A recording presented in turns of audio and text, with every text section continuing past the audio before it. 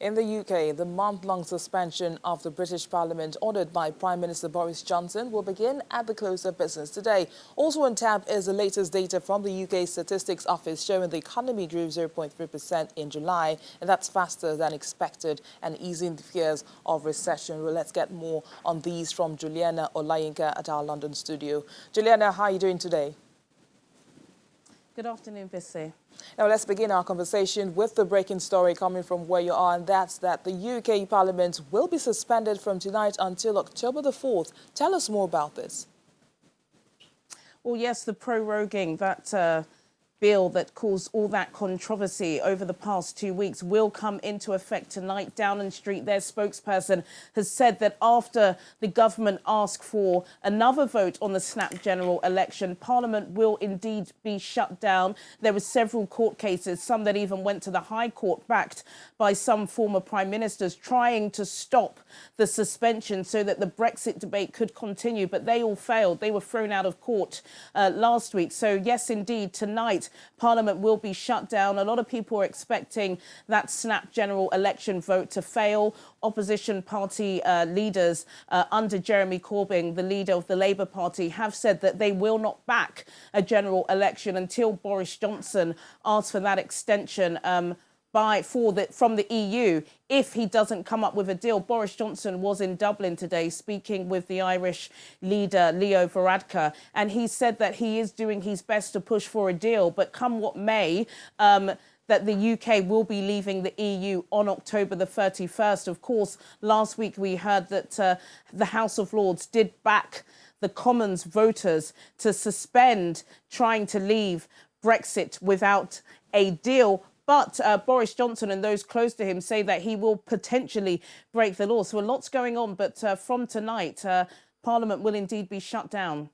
Well, let's take some good news, after all, coming from the UK and just talking about the latest GDP numbers. Tell us more and how it's impacting the markets.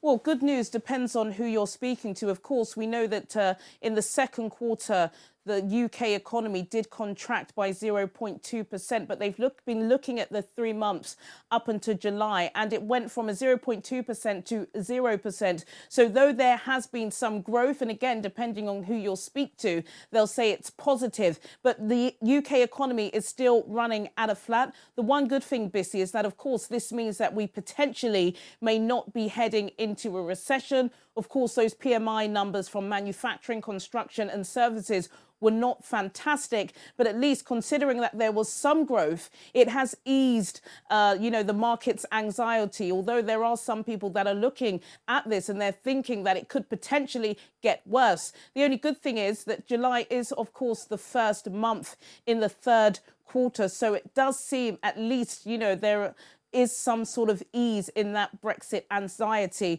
Let's have a look at the numbers specifically. The FTSE All-Share at intraday is down 0.45%. The FTSE 100 also down 0.48%, and the FTSE 250 is down 0.09%. That GDP data has actually pushed sterling to a 6-week high. So in currencies, the British pound is up on the US dollar by 0.67%, up on the euro by 0.64%, and up on the Japanese yen by 0.73%.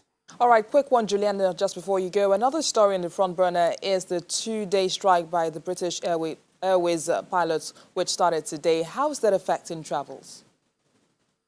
Gosh, well, it's a complete chaos. This has affected over 1,700 flights, nearly 250,000 people. Really, it's a ghost town at Heathrow and Gatwick. Everybody has been told not to arrive, and we have seen pictures here in the UK of literally just seeing empty terminals. The International Consolidated Airlines Group, that's the umbrella group that are above BA. Their shares were down this morning by 2.7%, and this is seen as the biggest international airways strike in its history.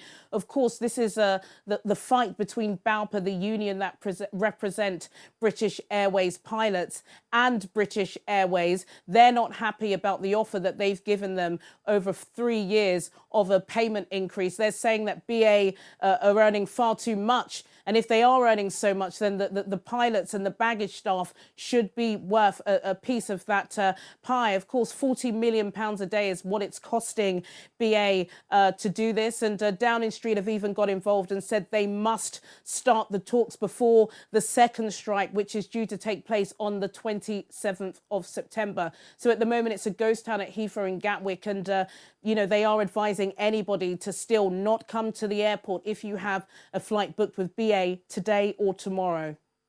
Thanks, Juliana.